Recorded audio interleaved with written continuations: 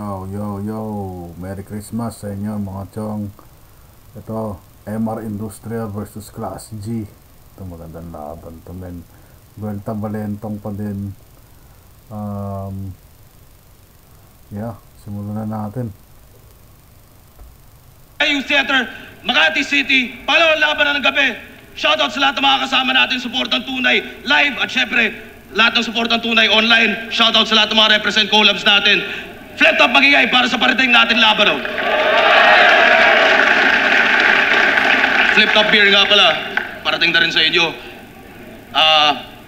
Shoutout sa nga pala, Box and Dose Clothing at sa lahat ng mga ibang represent collab. Sa kanan ko, galing silang Cavite, para sa inyo, mag-iay tayo lahat para kay Class G. Di ba sabi nga, huwag kang mananatili, mahaba-haba na biyahe pa, huwag kang basta titigil. At kahit pa nga yung harang, di mabilang sa daliri, lahat nag-iibayan ng tiwala sa sarili. Yo, Class G, shoutout lang. Box and Dose, Crown Manila, Hypebeat, Black Manila, JG Ray, Garage, saka yung Gorillas ni Vicente, men, supportan niyo. Ganda nito, Style Clash. Siyempre si Class G more on parang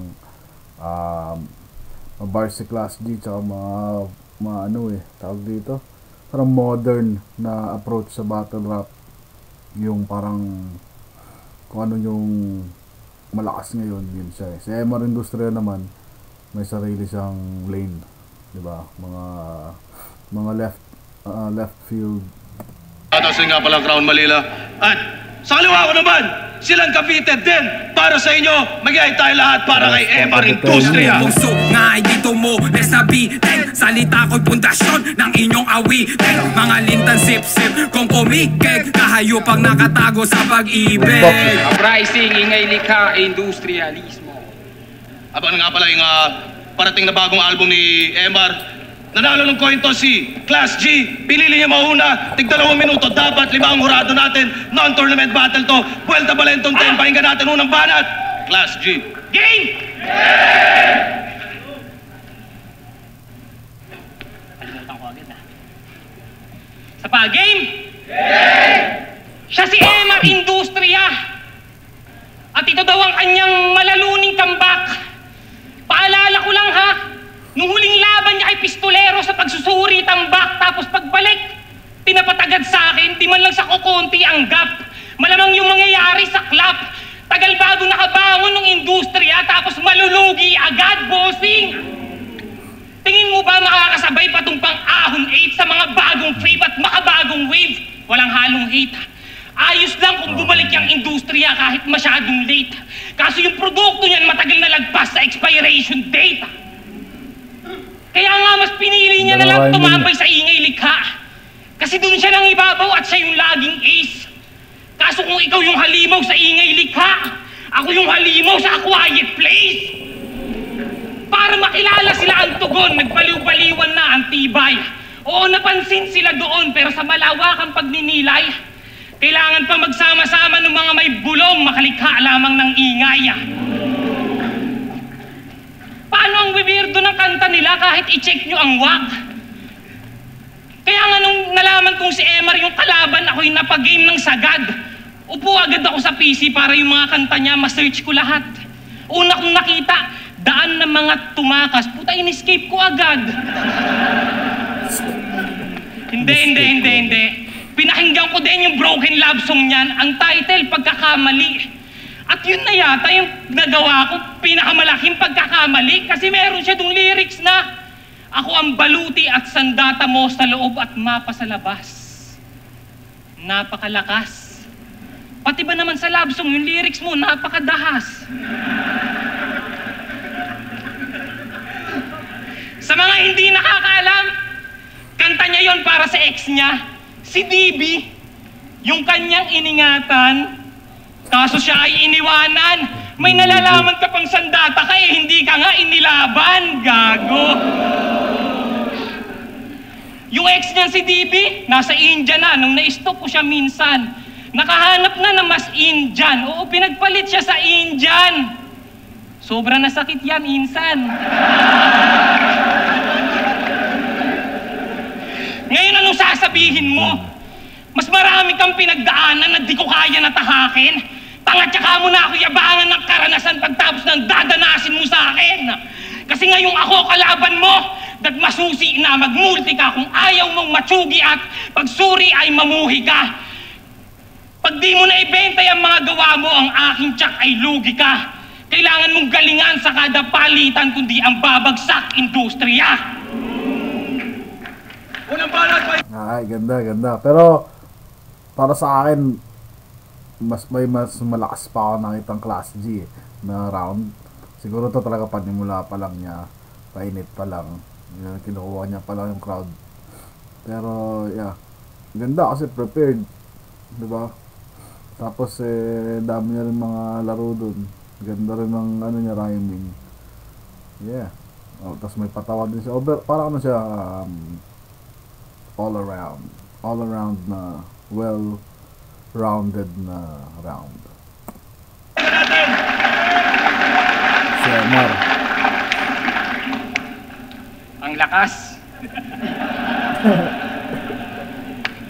Ang lakas ng boses. Bakit Class G? Gangsta ka ba?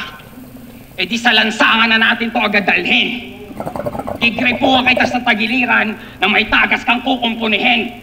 Sa iyong pag-uwi, lihang Ganda ng tattoo ni Emar, man. pamamaalam ang iyong takdang aralin. Magsimula na tayo ng klase. Ito ang edukasyon ng pagkitil. Kalawanging gulok itutuhog sa iyong buboknan. Tutubuhin ka sa ulo, papakuha sa lalamoknan. Puputulan ko ng dila itong lason sa lipunan. Dito sa silidaklatan, tutuluyan, saksi ang inyong katahimikan. Maraming salamat. Eto, klaro ka lang magsalita pero yung timpla mo malabnaw ka pa sa balabo. Tunog mo duplikado, pilit ang pagkabarumbado. Pwes tarantado kang tensyonado, kurso ko'y lumalamon ng diskurso. Punto per punto, tatanggalan ko ng ulo itong walang modong rebulto dahil dekorasyon ka lang sa entablado. Dekorasyon lang din ang mga salita mo. Ang sakit nun. Lalo na't malungkot kang pinagtatawanan ng mga tao. Wala na magbabago pisan kahit ka pa magbago. Kasi nagtatanga-tangahan kang niyayakap ang pagiging bobo. Kita naman sa desisyon, hindi mapagtatakpan. Nung tinanggap mo kung makalaban, kabobohan ang tawag dyan. Hindi ka nag-iisip, gambalain ang industriya ang bagot. Para kang gumawa ng sariling bugtong nang namatay kay hindi mo nasagot. At dahil hindi ka nag-iisip, dinala ka ng sigalot, dinala ka ng bubuyog sa marumi mong isip upang magpulot dahil kapahamakan ng kinahinat na ng iyong dunong-dunungan. Wala ka namang kalidad, hindi ka rin kapitapitagan. Doktrina mo, hindi nakakasindak. Ramdam ko ang alinlangan, ramdam ko ang iyong kaba na pagtatakpan lang ng kahalayan. Ang performance, man. Pero, ang layo ng agwat natin ay mula Maynila hanggang Himalayan. Nagsulat ako ng malalim, inilaan sa iyong himlayan. At sa pagsapit ng ilang buwan, huhukayin kita sa iyong libingan. Yung bangkay mong pinagpepiestahan ng mga uod, pasasayawin ko sa ati-atihan. At pauusok ka, bago ko pasabugan ng mga sumpang dadalhin ng iyong kaapu-apuhan. Ganda ng cadence, man. Ganda. Trip ko yun, man. Kasi parang pag si Emar talaga, usgahan mo yung buong round eh. Parang, di ba? Kasi yung mga singit-singit niya na ganun, tapos yung performance niya, yung pag-iiba niya ng cadence, tapos yung character. Ganda eh. Ganda ng performance. Ganda talaga. Tapos sa akin, kuha niya yung round 1. Tapos ano pa siya, pangalawa pa siya. Tapos parang medyo pasimula pa lang this Class G. Ito, feeling ko maganda bawi ni Class G dito, man. Tingnan natin. Ganda ng round na yun. Overall, para sa akin lang, man.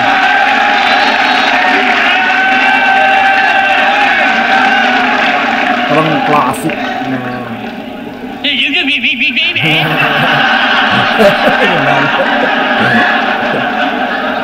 Last tama, no? Tangina! Pero malakas yung round na yun, alam niya. Yun na yun! 4 na taon nagpahinga, nanatiling wak, di pa rin yata natututo to. Sayang lang yung mga araw at tsaka mga drogang nakonsumo mo. Sakto! Nagpatato ka dyan sa tuktok para Pagkat di na magets yung mga punto mo, at least dyan, matatawag na art, yung mga tintang nasa ulo mo. Kasi sabi niya kay Topher, matuto ka munang gumulong bago ka gumulang. Puta galing nito, boy. Tinuruan niya si Topher, dapat daw lutang, nagsiman tuloy. Igagaya niya pa sa kanya yung tao na halos nasa hukay buhay. Para makagamit, binibenta yung gamit. Oo, ganyan si Emar, sobrang husay. Pero, para di masyadong mahalata, ginawan niya na ng ukay-ukay. Mindset ba? Mindset. One time, pumunta ako sa ukayan ni Emar. Yung mga damit, amoy bangkay. Kaya yung mga customer nananamlay. Pagkatapos ba naman, pagpawisan sa event, doon niya na agad sinasampay. Lakas ng tama mo. Dinidisplay mo na agad. Di mo man lang nilinis, bro. Paano pa puputok yung business mo? Amoy putok na yung business mo. Gusto nyo ng patunay, sabi niya kay Pistolero, magbabanlaw ka ng dugo, sabay sasabunin ka ng taga. Di ba kayo nagtataka? Banlaw muna bago sabon kasi nga hindi naglalaba. Banlaw muna bago sabon. O baka naman wala ka na rin maisip kaya yung sulat binasta na. Nauna pa yung banlaw kaysa sa sabon, ganyan pagpigang-piga ka na. Tangina ka, dun pa lang di na tayo pareho. Yung pagitan natin sapin-sapin. Pareho lang tayo ng pinanggalingan pero di tayo pareho ng galing. Kaya mahiya ka naman. Barok ka ba ha? Lahat ng taga-silang, patok na sana. Si Sur, kampiyon pa nga ah.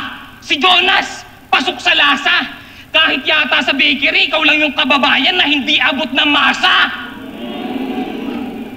Tapos lagi niya pang pinagyayabang na siya daw ay naiiba ng kulay. Eh ano bang silbi niyang naiiba ka? Hindi ka naman kabilang sa mahusay.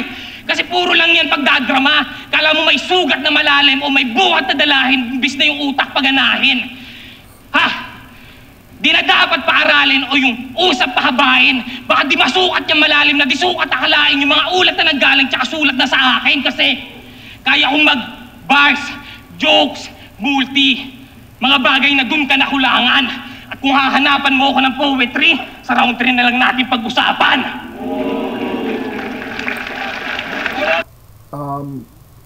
Pakiramdam ko parang kasing lakas nung first round niya, second round. Yan. Wala pang parang yung Class G na nakita natin kalaban si Raffian ba. Yan. Kasi Emar.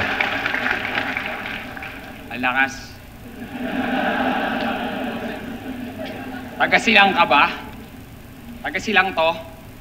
Ako'y lihitimong taga-bayan. Yung dugo ko ang Bulot Bautista sa Cavite nakikipagpatayan. Taga-silang ka? Kahit anong partido mo doon, walang magagawa yan. Dahil nakasulat na sa kasaysayan na pinatay ka ng sarili mong kababayan.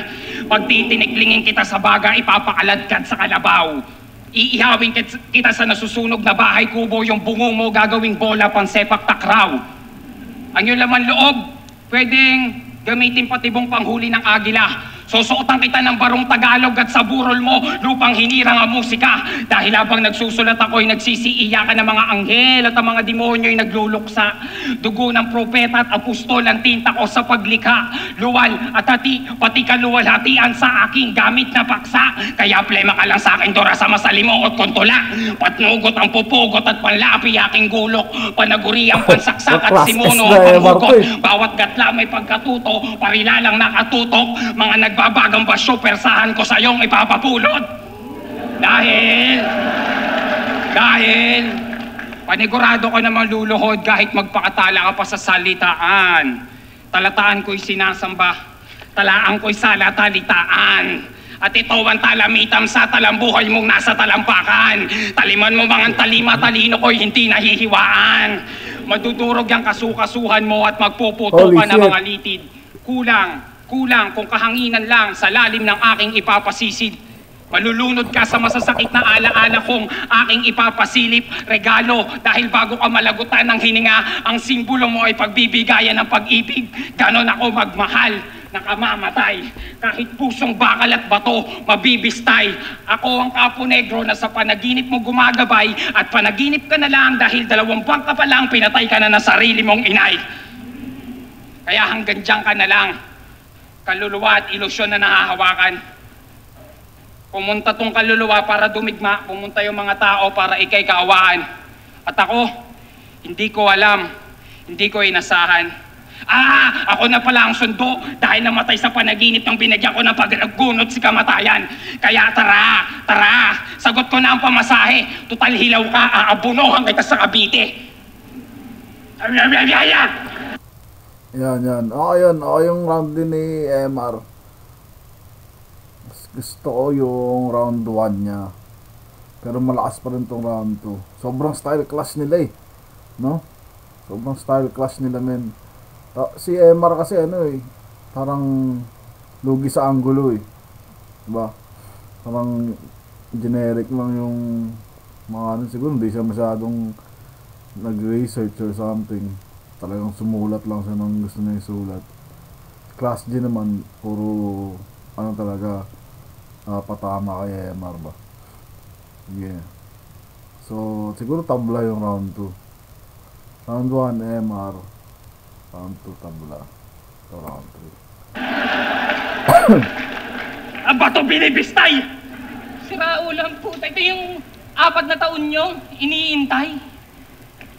Kinangin ang construction na pati bato binibistay. Lakas ng tawa talaga nito, no? Game! Alam niya na malakas yung round ni MR. Nakaramdam mo sa niya body language. Batid ko sa iyong hilat ay, di tayo pareho ng suot. Ako'y tinitignan mo lamang na may galit at puot, ngunit lingid sa iyong kaalaman, pareho tayo nahubog. Ako'y instrumento din lamang na may mas mainam na tunog. Ramdam ko ang iyong dedikasyon, ngunit lahat may limitasyon. Ang pinaglalaban mo ay tama, ngunit sa maling henerasyon. Kaya nga ito na mismo yung kasagutan sa matagal mo na nakatanungan kung bakit isa ka sa namuhunan na nabaon sa kalaunan. Di mo masisisi yung mga tao o maghagilap ng katarungan. Sadyang walang Pero yung lalim niya, hindi pa rin yung lalim ni MR no? Kahit na yung minamak niya yung style ni MR na malalim. Yung lalim niya, hindi pa rin ganun kalalim sa banat nito ni ayos na hinaharap yung mga likha mong pangpalikuran. Pero kung sa bagay, para lang naman sa mahahalaga na bagay, kaya nandito ka't sinasabing isa ka sa mahalaga na bagay.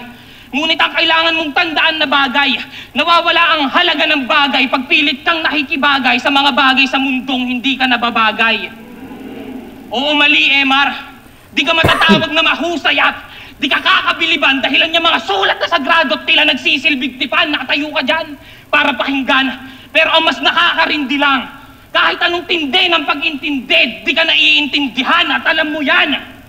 Kasi meron siyang kasabihan, naiintindihan kitang di mo ko naiintindihan. Pues ikaw ay aking naiintindihan. At ang aking pagkakaintindi, alam mong di ka naiintindihan. Ang di ko lang maintindihan, ba't ayaw mong maintindihan? Tapos gusto mo pang patayin yung komedya? Yung mga komedyante nagpatunay, ba't mas makulay laro? Nung panahon tumigil ka't nag-quarantine, sila yung bumuhat bano. Tapos ngayon bumalik ka sa battle para magkaulam kayo. Baling gusto mong patayin, yun na yung bumubuhay sa'yo. Kasi di ba 5 taon na nakalipas nung isa ka sa napili na gumera? Naging alo pati kultura, isa ka mismo sa pruweba. Ganyang estilo yung di bumenta. Kaya wag mong sinisisi yung komedya kung bakit bakupad umunlad yung rap. Industriya mismo yung problema. Ayos lang, nag-reach. Ano masakit? Ganyan man dis pag malupit, walang daplis tsaka punet. Nasabi ko na yung gusto kong iparating, makakaalis ka na ulit. Ganda rin. Ayan. Parang yung round 1, 2, 3 ni Class G malakas lahat. Pero parang pag ganun walang parang peaks and valleys ba. Parang medyo flat siya kumpara dun sa performance ng kay Raffian. Pero marami pa ding laro, ewan ko lang. May para sa akin lang naman, man.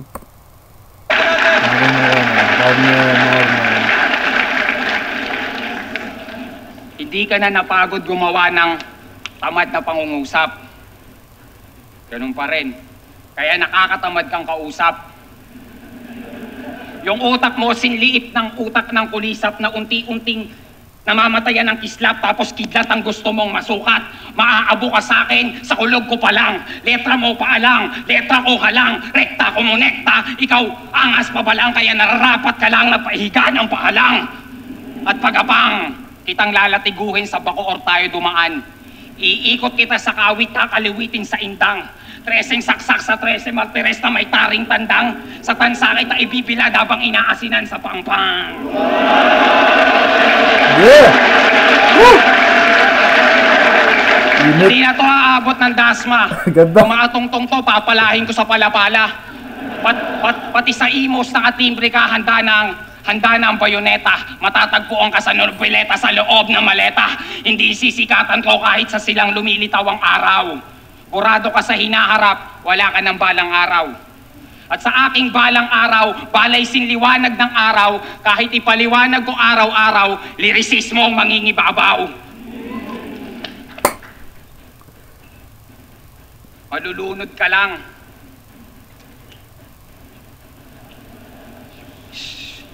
Kahit ipaliwanag ko araw-araw, lirisismo ang mangingibabaw.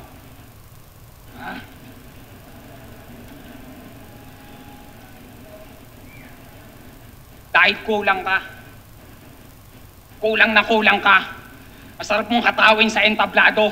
Ganito yung itsura pag yung tropa nyo kabado.